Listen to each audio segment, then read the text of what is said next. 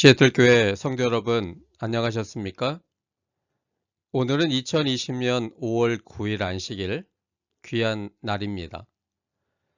오늘이 안식일에 하나님께서 우리 모두에게 충만한 은혜를 주시고 또 행복한 그런 시간들이 되기를 간절히 바랍니다. 오늘 이 시간에는 하나님과의 사귐이 의미하는 것 세 가지라는 제목으로 함께 은혜를 나누고자 합니다. 하나님과의 사귐이 의미하는 것 세 가지라는 제목입니다. 본문은 요한일서 1장 5절로 10절까지 있는 말씀입니다. 요한일서 1장 5절로 10절입니다. 우리가 저에게서 듣고 너에게 전하는 소식이 이것이니 곧 하나님은 빛이시라. 그에게는 어둠이 조금도 없으시니라. 만일 우리가 하나님과 사귐이 있다 하고 어두운 가운데 행하면 거짓말을 하고 진리를 행치 아니함이거니와 저가 빛 가운데 계신 것 같이 우리도 빛 가운데 행하면 우리가 서로 사귐이 있고 그 아들 예수의 피가 우리를 모든 죄에서 깨끗하게 하실 것이요. 만일 우리가 죄 없다 하면 스스로 속이고 또 진리가 우리 속에 있지 아니할 것이요. 만일 우리가 우리 죄를 자백하면 저는 미쁘시고 의로우사 우리 죄를 사하시며 모든 불의에서 우리를 깨끗게 하실 것이요. 만일 우리가 범죄하지 아니하였다면 하나님을 거짓말하는 자로 만드는 것이니 또한 그의 말씀이 우리 속에 있지 아니하니라. 우린 지난 시간에 하나님과의 사귐이 의미하는 것 세 가지 중에 그 첫 번째를 살펴보았습니다. 첫째는 하나님과의 사귐은 빛과의 대면을 의미하였습니다. 오늘은 두 번째와 세 번째의 의미를 살펴보고자 합니다. 둘째는 하나님과의 사귐은 빛 안에서의 삶을 의미합니다. 하나님과의 사귐은 빛 안에서의 삶을 의미합니다. 본문은 요한일서 1장 6절로 7절까지 있는 말씀입니다. 만일 우리가 하나님과 사귐이 있다 하고 어두운 가운데 행하면 거짓말을 하고 진리를 행치 아니함이거니와 저가 빛 가운데 계신 것 같이 우리도 빛 가운데 행하면 우리가 서로 사귐이 있고 그 아들 예수의 피가 우리를 모든 죄에서 깨끗하게 하실 것이요. 우리도 빛 가운데 행하면 그게 바로 사귐이라고 본문은 말하고 있습니다. 하나님과의 사귐은 생명 없는 사람의 삶에 생명의 연결을 가져오는 것이므로 생명 없는 삶을 청산하는 것을 의미합니다. 어둠이 빛과 대면하면 어둠은 빛에 의해서 사라져 버립니다. 요한복음 1장 5절에 있는 말씀을 보겠습니다. 빛이 어둠에 비치되 어둠이 깨닫지 못하더라. 그런데 이 말을 이 난해주에 보면 다르게 번역할 수 있다고 기록이 되어 있는데 그 난해주에는 이렇게 기록이 되어 있습니다. 어둠이 빛을 이기지 못하더라. 어둠은 스스로 어둠을 물리칠 수가 없습니다. 빛과의 대면만이 어둠이 사라지게 되는 이유가 됩니다. 예수님의 공적인 봉사의 처음과 끝에 예수님은 동일한 일을 한 가지 하셨습니다. 예수님께서 자신의 공적 봉사의 처음과 끝에 같은 행위를 하셨다는 것은 예수님의 공생의 핵심 진리가 무엇인지를 가르쳐주기 위함이었습니다. 그것은 무엇이었을까요? 그것은 바로 성전을 정결케 하는 일이었습니다.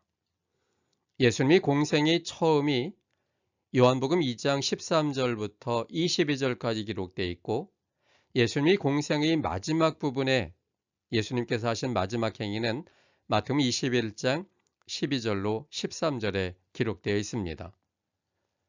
그것은 성전을 정결케 하는 일이었습니다. 주님께서 친히 성전에 들어가셔서 성전에 있는 것들을 다 내어버리는 일, 그래서 성전을 깨끗게 하시는 일이 바로 예수님의 공생의 시작점과 공생의 마지막 부분을 장식했던 동일한 사건이었습니다.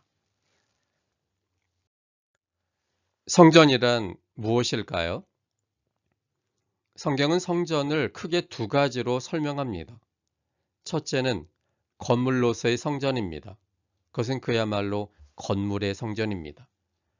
두 번째 성전의 의미는 육체로서의 성전도 성전이라고 성경은 설명하고 있습니다. 육체로서의 성전은 요한복음 2장 19절과 21절에 있는 말씀을 통해 살펴볼 수 있습니다. 요한복음 2장 19절 그리고 21절에 있는 말씀입니다.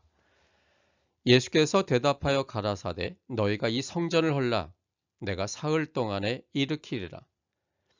예수님께서 그 당시의 사람들에게 유대인들에게 이 성전을 헐라 내가 사흘 동안에 일으키리라 라고 그렇게 이야기했을 때 유대인들이 깜짝 놀랐습니다.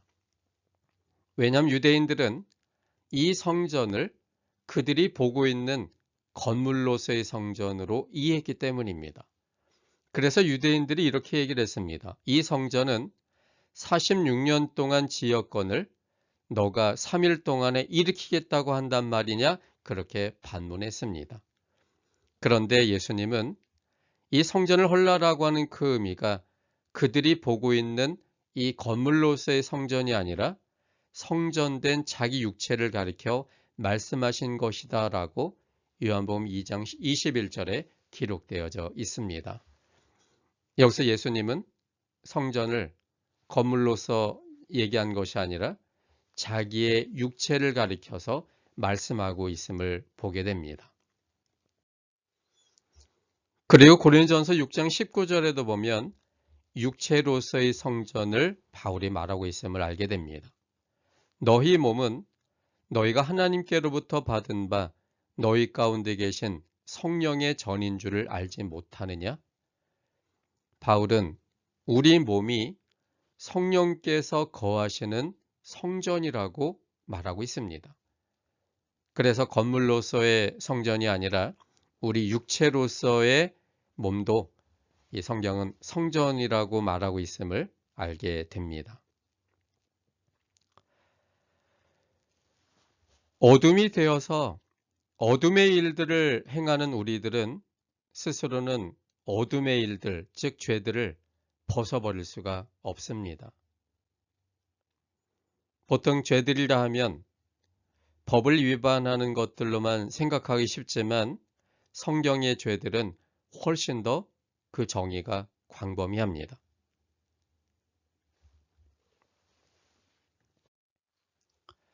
죄들이란 하나님과의 관계가 끊어진 사람들의 특성들을 가리키는 데 사용됩니다. 죄라고 하는 말은 하나님과의 분리고 그 결과 어둠을 죄라고 하는 반면에 죄들, 즉 죄의 복수의 개념인 죄들이란 용어는 하나님과의 관계가 끊어진 사람들, 즉 죄인이 어둠 속에 있는 사람이, 사망 속에 있는 사람이 행하는 모든 행동들, 그것들을 성경은 죄들이라고 말합니다. 그래서 로마서 3장 10절로 18절에 보면 이 죄들이 어떤 것들이 있는지를 설명하고 있습니다. 기록한 바 의인은 없나니 하나도 없으며 깨닫는 자도 없고 하나님을 찾는 자도 없고 다 치우쳐 한 가지로 무익하게 되고 선을 행하는 자는 없나니 하나도 없도다. 저희 목구멍은 열린 무덤이요 그 혀로는 속임을 베풀며 그 입술에는 독사의 독이 있고 그 입에는 저주와 악독이 가득하고 그 발은 피 흘리는데 빠른지라. 파멸과 고생이 그 길에 있어 평강의 길을 알지 못하였고 저희 눈앞에 하나님을 두려움이 없느니라 함과 같으니라. 이 땅에 사는 모든 사람들은 모두가 죄인입니다. 죄인이란 말을 우리가 또 오해해서 늘 나쁜 짓을 행하는 사람이라고 생각하면 그건 정말 잘못된 해석입니다. 모든 사람이 죄인이라는 말은 모든 사람이 하나님과 분리되어져서 하나님 보실 때 사망 속에 놓여져 있다는 것입니다. 그것은 우리가 지난 시간에 살펴본 것처럼 한 사람의 선택으로 죄가 왔고 그래서 사망이 되었다는 것. 그래서 결과적으로 모든 사람이 죄를 선택하게 되고 죄의 결과인 사망이 되었다라고 설명한 로마서 5장의 말씀처럼 아담 한 명 때문에 모든 사람이 같은 운명이 되어버렸기 때문에 아담이 하나님을 거절하는 선택을 통해 생명과 분리됨으로 모든 사람이 날 때부터 하나님 보시기에는 분리되어 죄인이 된 것입니다.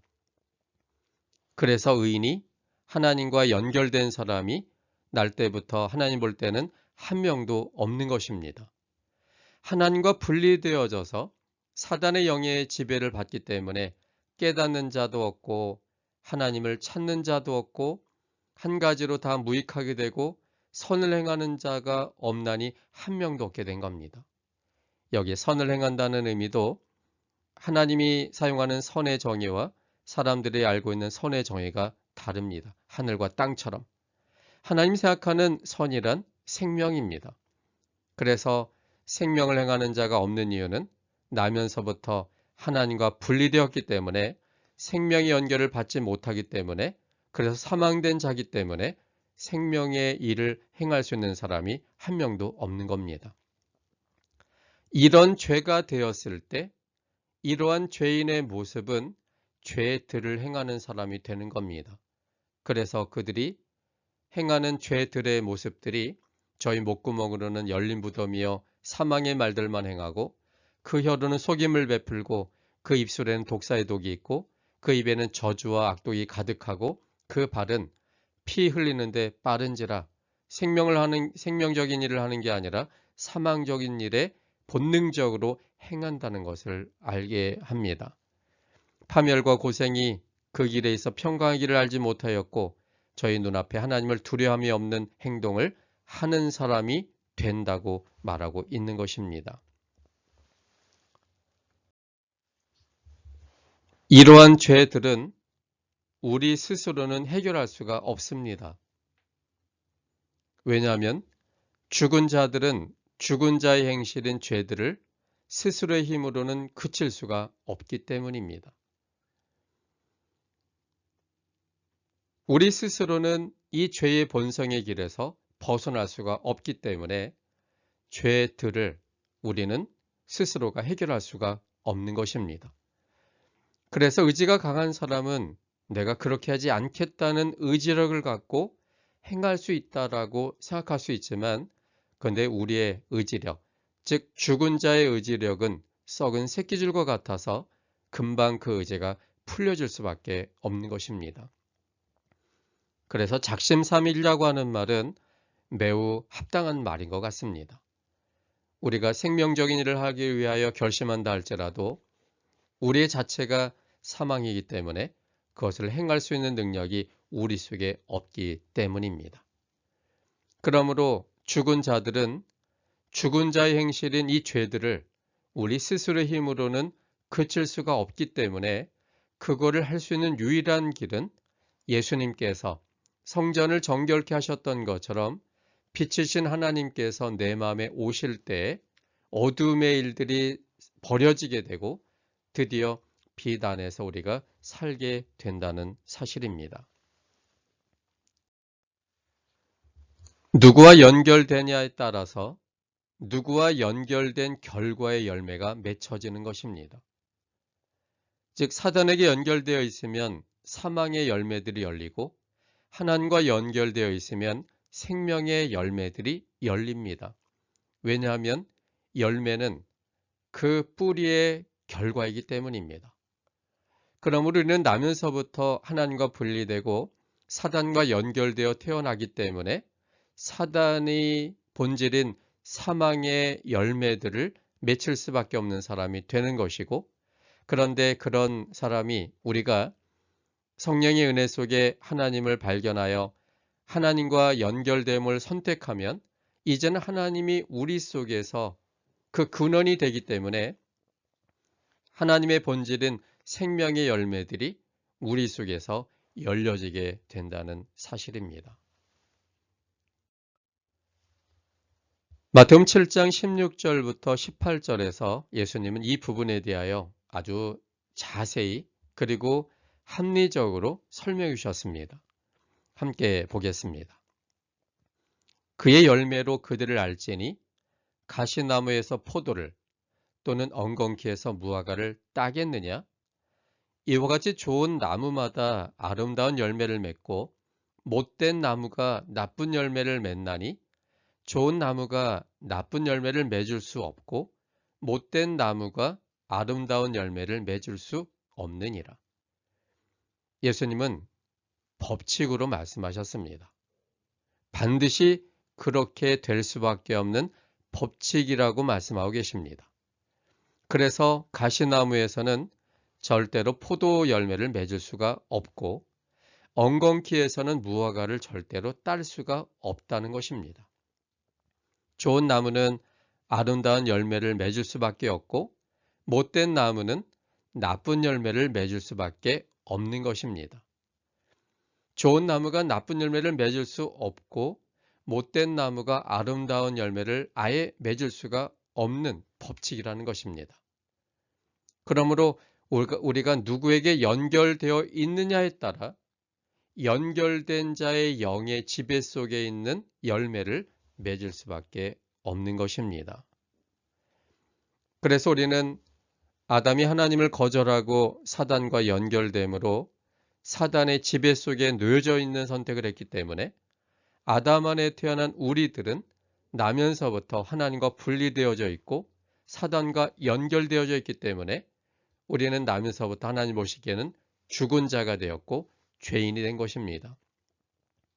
죄인은 사단의 지속적인 사망의 영향력 속에 사망적인 열매들을 맺을 수밖에 없고 그것이 성경이 말하는 죄들의 모습들인 것입니다. 이것은 우리 스스로는 어쩌지가 못하는 상황입니다. 왜냐하면 우리가 사망 속에 놓여진 사람은 어떤 것도 할 수가 없기 때문입니다. 그래서 우리의 상태를 깨닫지도 못하고 하나님을 찾지도 못하고 그리고 생명적인 일을 행할 수조차 없는 겁니다. 우리가 할 수 없기 때문에 생명이신 그분께서 이 모든 것들을 계획하고 실행하고 이루어 내셔야만 됩니다. 그래서 우리 주님께서 어둠 속에 있는 우리들이 빛으로 갈 수 없기 때문에 빛이신 그분이 우리에게 오셨고 다가오셔서 빛을 보여주시고 빛을 선택하게 만들므로 우리 속에 있는 어둠이 사라지게 만들고 그래서 이 죄들을 생명의 열매들로 바꾸는 일을 우리 속에서 행해 주시겠다고 약속하고 계시는 겁니다. 이런 빛이신 하나님과의 사귐만이 우리로 하여금 하나님의 생명과 연결되게 하는 것이고 그것은 결과적으로 우리 속에 있는 사망을 몰아내고 즉 어둠을 몰아내고 빛의 삶, 생명의 삶을 살게 만드는 것입니다. 우리가 정말 하나님과의 사귐을 통해 생명적 삶, 빛의 삶을 살고 있는지가 열매로서 보여져야 되는데 그 열매가 무엇입니까? 그것이 바로 성령의 열매인 것입니다. 성령의 열매는 9가지인데 이것은 개별적인 것이 아니라 하나의 줄기 속에 있는 9가지의 모습들인 것입니다. 갈라디아서 5장 22절부터 23절에 성령의 열매가 기록되어 있습니다.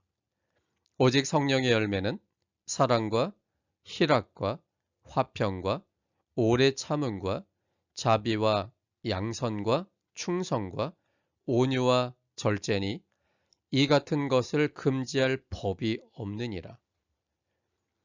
성령의 9가지 열매에 대하여 갈라디아서는 기록하고 있습니다. 이것은 서로 하나의 열매입니다.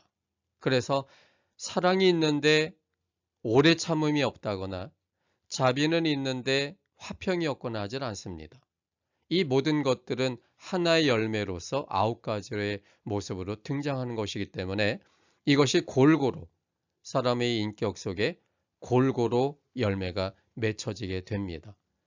근데 놀라운 것은 이 끝절에 보면 이 같은 것을 금지할 법이 없느니라 이렇게 말씀하고 있습니다.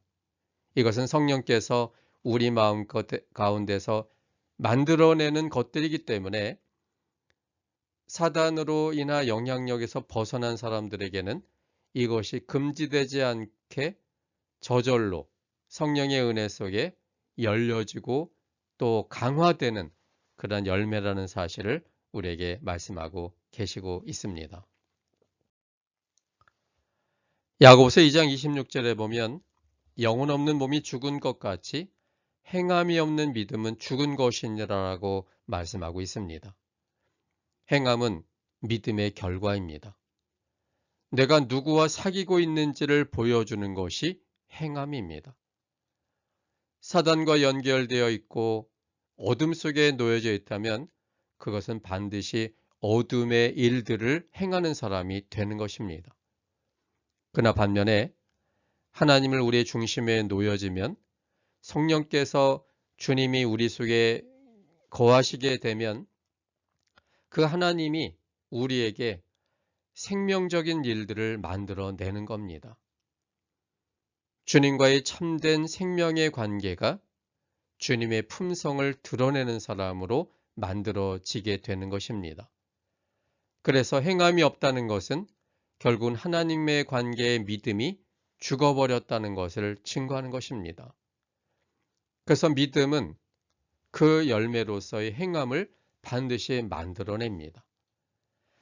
행함을 위해 우리가 노력해서 행함이 만들어지는 것이 아니라 믿음의 관계에 집중하면 그분이 우리가 할 수 없는 일들을 우리 속에서 만들어내는 것입니다. 하나님의 사랑에 대한 깊은 감동이 하나님과의 사랑이 사귐을 만들어내고 그것이 바로 빛이신 하나님 안에서 우리를 살게 만듭니다. 믿음이 있을 때 하나님의 뜻을 따름으로 하는 마음으로 즐겨 순종하게 되고 그의 행위로 그의 믿음이 무엇인지를 드러나게 되는 것입니다. 하나님과의 사귐을 통해 하나님께서 원하시는 생명의 열매들이 우리 모든 성도님들의 마음과 행위 속에 충분히 그리고 많이 일어나게 되기를 바랍니다. 셋째는 하나님과의 사귐은 죄를 자백하는 삶을 의미합니다. 하나님과의 사귐은 죄를 자백하는 삶을 의미합니다. 본문은 요한일서 1장 9절에 있는 말씀입니다. 만일 우리가 우리 죄를 자백하면 저는 미쁘시고 의로우사 우리 죄를 사하시며 모든 불의에서 우리를 깨끗게 하실 것이요. 하나님과의 사귐은 즉 빛과의 대면이기 때문에 빛과의 대면은 자신의 어두움을 인식하게 만들고 그리고 빛과 대조되어져 있는 이 사망의 어둠의 모습을 버리고 싶은 욕구를 갖게 만듭니다. 어둠 속에 있을 때는 어둠을 어둠이라고 인식도 하지 못합니다. 그러나 빛과의 대면을 통해서만 내 자신이 어둠 속에 있다는 사실을 깨닫게 되고 이 추악한 어둠의 모습들을 버리고 싶은 욕구를 갖게 만드는 것입니다. 에스겔 36장 22절부터 31절까지 있는 말씀이 이 부분을 잘 설명하고 있습니다. 우리가 우리 속에 있기 원치 않는 어둠, 이 나쁜 것들, 나쁜 행동들, 이것이 내가 하지 않아야지 해서 되는 것이 아니라 하나님과의 사귐을 통해 빛과의 대면을 통해 빛이 우리 속에서 그것을 어떻게 처리하는지를 에스겔 36장은 잘 설명하고 있습니다. 좀 길지만 이 부분을 함께 좀 보겠습니다. 22절부터 있는 말씀입니다. 그러므로 너는 이스라엘 족속에게 이르기를 주 여호와의 말씀에 이스라엘 족속아 내가 이렇게 행함은 너희를 위함이 아니요 너희가 들어간 그 열국에서 더럽힌 나의 거룩한 이름을 위함이라. 열국 가운데서 더럽힘을 받은 이름 곧 너희가 그들 중에서 더럽힌 나의 큰 이름을 내가 거룩하게 할지라. 내가 그들의 목전에서 너희로 인하여 나의 거룩함을 나타내리니 열국 사람이 나를 여호와인 줄 알리라. 나 주 여호와의 말이니라. 이제 하나님께서 하나님의 품성의 이 구별됨을 모든 사람들에게 증거하기 위하여 이러한 것들을 행하겠다라고 지금 선포하고 있는 장면입니다.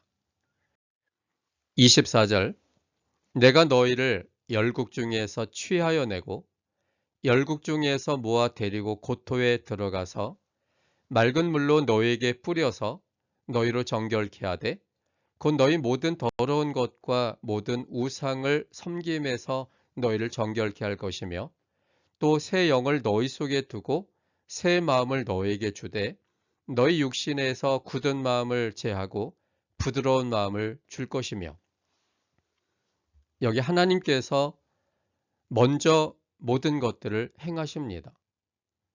하나님이 너희를 열국 중에서 취하여 내고 열국 중에서 모아 데리고 고토에 들어가서는 맑은 물로 너희에게 뿌려서 너희로 정결케 하겠다고 말씀하셨습니다. 여기서 우리가 생각해 볼 때 내가 먼저 회개하고 정결해지고 깨끗해져야 주님께로 나갈 수 있다라고 생각하는 것을 이 하나님 말씀은 전혀 그렇지 않다라고 단언하고 있습니다. 하나님이 먼저 맑은 물로 우리에게 뿌려서 우리로 정결케 만들겠다는 겁니다. 우리가 먼저 깨끗한 상태 이후에 주님께 나오는 것이 아니라 주님께서 우리를 먼저 데리고 취하여서 맑은 물로 뿌려서 정결케 하겠다는 거지요. 그 정결함은 곧 너희 모든 더러운 것에서와 모든 우상을 섬김에서 너희를 정결케 할 것이다 라고 얘기했습니다. 우상을 섬겼던 것 잘못했다고 고백해야 깨끗하게 하는 것이 아니고 더러운 것을 내가 벗어나야만 하나님이 우리를 받아주는 게 아니라 하나님이 먼저 우리를 주님의 피로 정결케 하신 다음에야 그 다음에 우리에게 새로운 것을 이제 결과로서 보여질 걸 기대한다는 것입니다. 26절에도 보면 성령을 너희 속에 두어서 새 마음을 너희에게 주되 너희 육신에서 굳은 마음을 제하고 부드러운 마음을 줄 것이며 우리가 먼저 우리의 마음을 부드럽게 한 다음에 주님께 나오는 것이 아니라 성령께서 우리 속에 오셔서 우리의 마음에 굳은 마음을 제하고 부드러운 마음을 주심으로 일들이 시작되고 있다는 것을 우리는 볼 수 있습니다. 또 27절부터 보면 또 내 신을 성령이죠. 성령을 너희 속에 두어 너희로 내 윤리를 행하게 하리니 너희가 내 규례를 지켜 행할지라. 내가 너희 열조에게 준 땅에 너희가 거하고 거하여 내 백성이 되고 나는 너희 하나님이 되리라. 내가 너희를 모든 더러운 데서 구원하고 곡식으로 풍성하게 하여 기근이 너에게 임하지 아니하게 할 것이며 하나님께서 성령을 우리 속에 두어 우리로 하여금 하나님의 율법, 율례를 행하게 만들겠다는 겁니다. 우리가 스스로 율법의 일들을 행할 수가 없는 어둠 속에 있는 존재들이기 때문에 그래서 성령께서 우리 가운데 오셔서 빛으로 이 하나님과의 관계가 연결되게 만들므로 주님의 생명의 능력으로 율례의 일들을 행할 수 있는 힘을 주심으로 그 율법을 지키도록 해주겠다는 것입니다. 이것이 약속이 아닙니까? 약속임에도 불구하고 명령처럼 말씀하시죠. 너희가 내 규례를 지켜 행할지라. 그러므로 내 규례를 지켜 행하라 라는 이 명령 속에는 하나님의 성령이 우리 속에서 그 규례와 율례를 행할 수 있도록 도와주겠다는 약속이 포함되어져 있는 명령일 수밖에 없지 않습니까?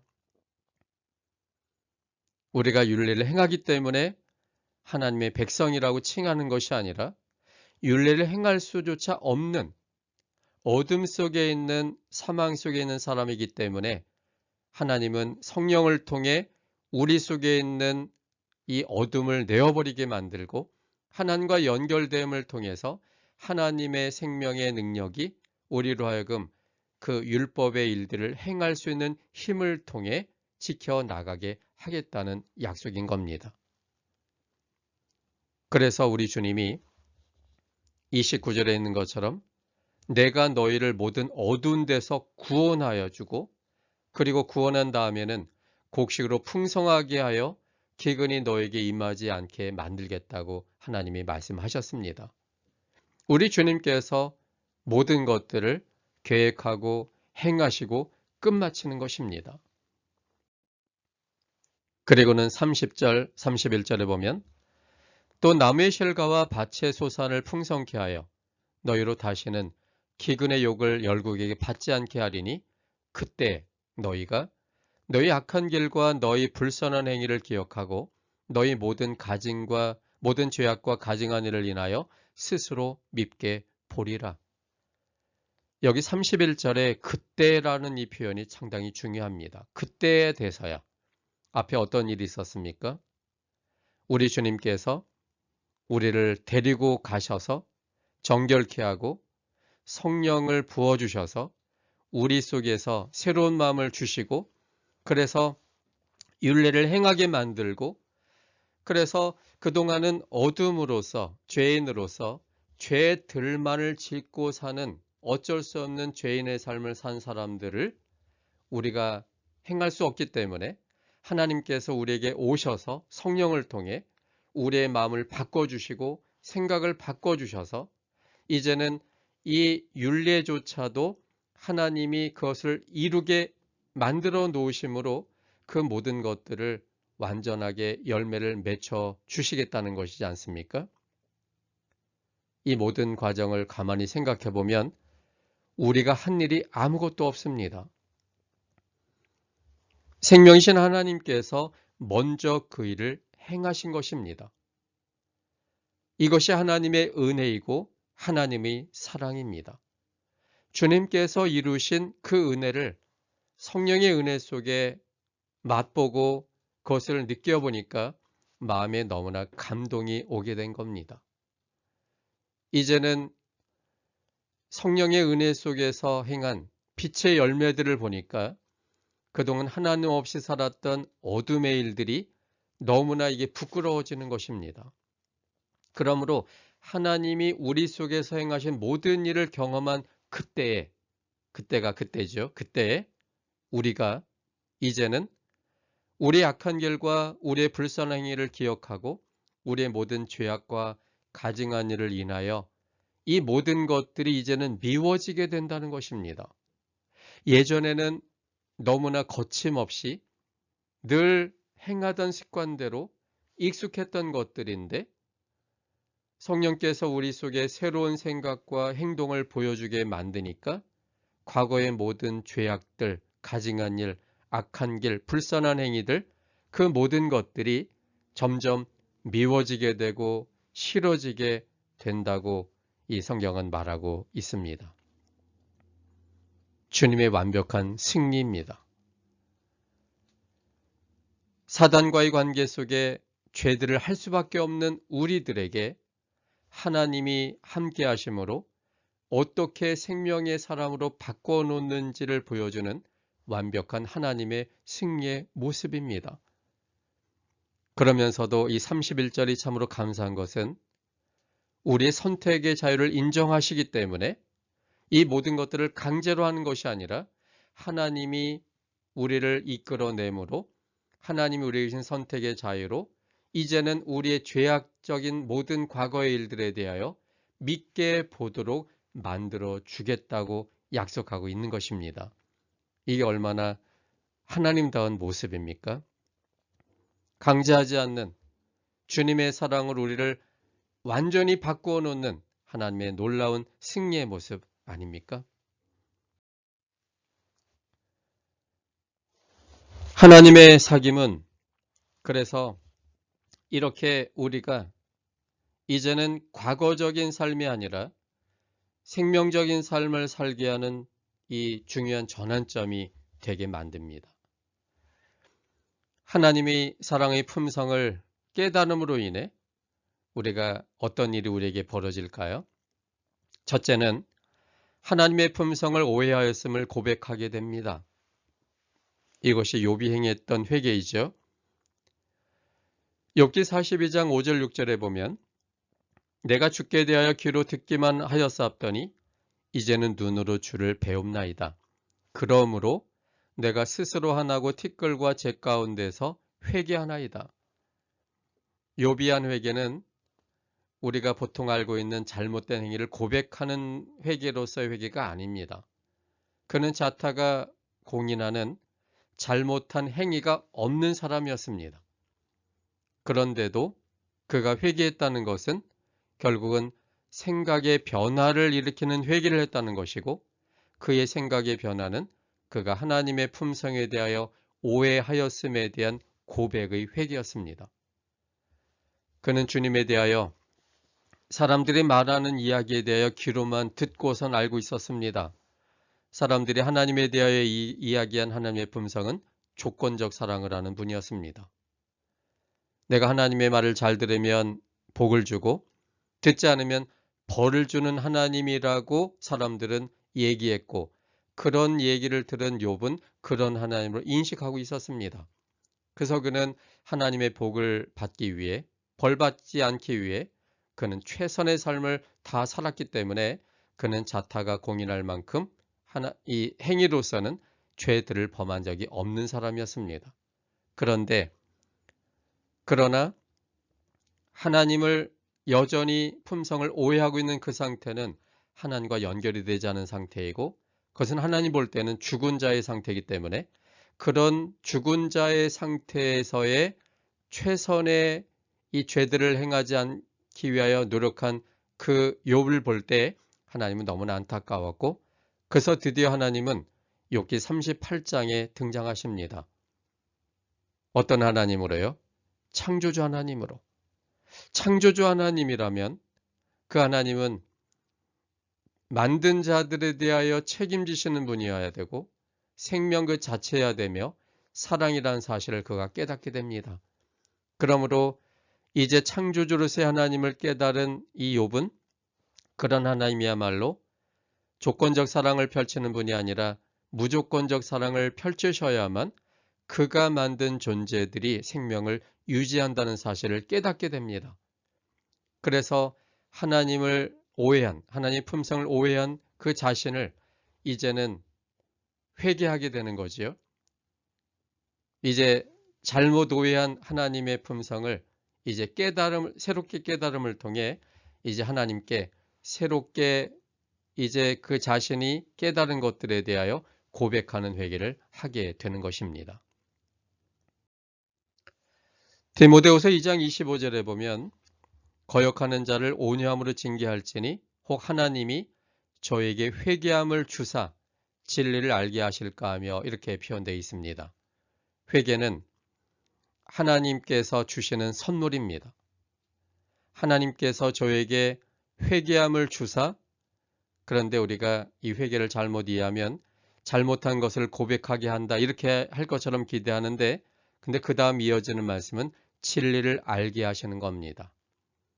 그동안은 교리적으로 하나님을 오해함으로 율법적으로 지켜야 뭔가를 하나님이 주신다고 생각했던 것들이 이제는 하나님의 품성을 새로 깨닫는 회개함을 통해 참된 진리, 교리가 아닌 그 교리 속에 담긴 하나님의 사랑을 알게 하는 진리를 깨닫게 하는 감동을 주시고, 그리고 하나님이 내가 하지 못하는 것들을 내 속에서 율법을 지키게 행하시는 분이라는 사실을 받아들이는 경험을 갖게 한다는 겁니다. 이게 생각을 바꾸는 하나님의 품성을 이제 새롭게 깨달음으로 인한 생각의 변화의 회개를 말하고 있는 거죠. 그리고 요한복음 16장 8절에 보면, 이 현대 성경에 보면 그분이 오시면, 성령이 오시면 이 세상의 죄와 하나님의 정의와 심판에 대해서 그동안 잘못 생각하고 있는 점들을 깨닫게 하실 것이다 라고 말하고 있습니다. 이 잘못 생각하고 있는 점을 새롭게 깨닫게 하는 것, 이게 바로 회개고 이것이 성령께서 하시는 거고, 이것을 성령은 하나님의 사랑의 품성을 우리에게 드러내므로 이 하나님에 대해 오해한 하나님의 품성을 새롭게 깨달음으로 이제 고백하게 만드는 회개를 주겠다는 것을 말하고 있습니다. 그리고 하나님의 사랑의 품성을 깨달음으로 인한 두 번째는 자신의 죄들에 대한 흉악성에 대해서 깊이 느끼고 그것들을 자백하게 만듭니다. 로마서 2장 4절에 보면 혹 내가 하나님의 인자하심이 너를 인도하여 회개케 하심을 알지 못하여 그 인자하심과 용납하심과 길이 참으심의 풍성함을 멸시하느뇨, 이렇게 기록되어 있습니다. 하나님의 인자하심이, 즉 그분의 품성이, 사랑의 품성이 우리를 인도하여 회개케 하시는 겁니다. 생각을 바꾸고 내가 과거에 어둠 속에 있었던 죄들에 대하여 이게 정말 너무나 잘못됐다는 사실을 고백하게 만들고 버리고 싶은 마음이 들게 만드는 것입니다. 스가랴 12장 10절로 11절에 보면 내가 다윗의 집과 예루살렘 거민에게 은총과 간구하는 심령을 부어주리니 그들이 그 찌른 바 그를 바라보고 그를 위하여 애통하기를 독자를 위하여 애통하듯 하며 그를 위하여 통곡하기를 장자를 위하여 통곡하듯 하리로다. 그날에 예루살렘에 큰 애통이 있으리니 무기또 골짜기 하다드리몬에 있던 애통과 같을 것이라. 우리가 우리의 죄들에 대하여 울면서 회개하라, 이런 얘기 들어보셨을 겁니다. 근데 스가랴서 12장에 보면 그런 생각과는 결이 다른 말씀이 기록되어 있습니다. 내가 죄들을 생각해내서 울면서 잘못했다고 고백하는 게 아니라 여기에 보면 하나님이 다윗의 집과 예루살렘 거민에게 은총과 간구하는 심령을 부어주리니, 이게 누굽니까? 성령이죠. 성령의 충만함을 통해 우리가 성령에 충만하게 되면 그 사람들이 그 찌른 바 그를 바라보고, 즉 주님을 바라보게 만든다는 것이죠. 성령이 우리 속에 계시면 십자가에 달리신 그분을 바라보게 되고, 그리고 그분을 바라볼 때 그분을 찌른 것이 바로 내 자신의 죄라는 사실을 깨닫게 되므로 그제서야 죄 없는 예수님이 죽어진 나를 구원하기 위해 십자가 달리신 그분을 바라볼 때에 독자를 위하여 애통하듯 그를 위하여 통곡하는 것이 장자를 위하는 통곡처럼 드디어 눈물의 고백을 하게 만든다는 것입니다. 이것이 회개의 모습입니다. 하나님께서 성령을 통해 하나님의 아름다움, 십자가에 달리신 하나님의 아름다움을 보게 만들고 그 하나님을 볼 때에 내가, 나의 선택이, 나의 죄된 모습들이 그렇게 되게 만든 것에 대한 애통함이 우리 속에 있고 그제서야 애통과 통곡이 이루게 될 거라는 것입니다. 회개는 그래서 선물인 겁니다. 사도행전 5장 31절 이스라엘로 회개케 하사, 이렇게 표현했죠. 회개하는 게 아니라 회개케 하사, 성령의 감동을 통해 찌른 바 그를 바라봄으로 하나님의 사랑에 대한 새로운 이해와 잘못된 내 행동에 대한 고백을 하게 만든다는 것 아닙니까? 사도행전 11장 18절에도 보면 저희가 이 말을 듣고 잠잠하여 하나님께 영광을 돌려가로되 그러면 하나님께서 이방인에게도 생명 얻는 회개를 주셨도다 하니라. 회개하는 것이 아니라 회개케 만드는 것입니다. 생명 얻는 회개입니다. 생명 얻는 회개라는 말도 참 눈여겨볼 필요가 있습니다. 그저 잘못한 것을 생각나 고백하는 회개가 아니라 생명 얻는 회개, 내 생각을 바꿈으로 하나님의 품성에 대한 확신으로 그분을 내 마음속에 선택하는 회개, 그게 바로 생명 없는 회개고, 그분이 생명 속에 내 가운데 오실 때 내 속에 있는 죄들을 부끄럽게 여기고 밉게 보고 이것이 점점 그분이 생명력을 통해 점점 내보내는 일들을 향하게 될 거라는 사실입니다. 하나님과의 사귐이 우리로 하여금 회개에 이르게 합니다. 첫째는 하나님의 품성에 대한 생각의 변화를 가져옵니다. 이게 먼저 가장 중요한 변화이고, 두 번째는 잘못된 행동에 대해 믿게 보고 그것을 고백하게 만들고 더 이상 이 상태 속에 머물기를 원치 않게 만듭니다. 그것이 바로 하나님과의 사귐의 결과로서의 회개입니다. 우리는 어제와 또 오늘에 걸쳐서 하나님과의 사귐이 의미하는 세 가지를 살펴봤습니다. 첫째는 하나님과의 사귐은 빛과의 대면을 의미합니다. 두 번째는 하나님과의 사귐은 빛 안에서의 삶을 의미합니다. 세 번째는 하나님과의 사귐이 의미하는 것은 죄를 자백하는 삶을 의미합니다. 하나님의 품성이, 하나님의 사귐이, 하나님의 은혜가 이 모든 것들을 우리 속에서 만들어내는 겁니다. 하나님과의 사귐에는 변화가 뒤따릅니다. 하나님과의 사귐에는 풍성한 은혜와 기쁨과 평안이 있게 됩니다.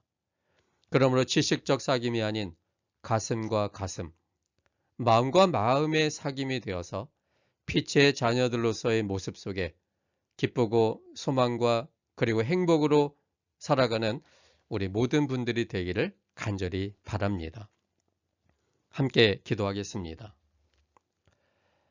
하나님 아버지, 오늘 우리는 요한이 강조했던 하나님과의 사귐이 의미하는 것이 무엇인지를 살펴보았습니다. 하나님과의 사귐은 생명 없는 우리들에게는 절대적인 필요였습니다. 그것은 빛과의 대면을 의미했습니다. 빛과 대면할 때만 우리의 어둠이 사라지게 될 겁니다. 두 번째는 하나님과의 사귐은 빛 안에서의 삶을 의미했습니다. 생명적인 삶의 기쁨이 하나님과의 사귐 속에 이어지는 결과였습니다. 그리고 세 번째는 하나님과 사귈 때 하나님의 품성에 대한 오해를 바로잡을 수 있고, 그래서 하나님을 생각할 때 이제 그동안 어둠 속에 살았던 모든 것들에 대하여서도 믿게 보고 고백하게 만드는 결과를 나타나게 될 겁니다. 하나님과의 사귐이 우리의 신앙의 목표가 되게 도와주시옵소서. 하나님과의 진정한 가슴과 가슴으로서의 사귐이 우리에게 참된 기쁨이라는 사실을 경험하기를 원합니다. 주님과의 사귐을 통해 우린 점점 빛이신 그분을 닮는 사람들이 되게 하여 주시고, 어둠의 일들을 버리는 사람들이 되게 하여 주시고, 그래서 율법을 이루어 나가는 사람들이 되게 도와주시옵소서. 오늘의 안식일을 통해서도 더욱더 하나님이 우리와 사귄다는 사실들을 깨닫게 됩니다. 먼저 우리에게 다가오시는 하나님을 이 안식일을 통해 만나게 도와주시고, 그 하나님과의 사귐을 통해 생명 속에 있는 우리들, 그리고 하나님의 품성의 아름다움 때문에 늘 하나님의 안에서의 행복을 경험하는 우리 모든 성도님들 될 수 있도록 도와주시옵소서. 요즘 너무나 이 코로나19로 인한 어려움 속에 놓여져 있지만 하나님과의 사귐을 통해 더욱더 깊어지는 사랑의 관계가 되게 도와주시고, 그 사귐의 결과로 인해 이 모든 것들을 넉넉히 이길 수 있는 믿음을 가질 수 있도록 도와주시고, 그래서 모든 우리 성도님들이 건강하고 행복한 이 삶이 되도록 인도하여 주시옵소서.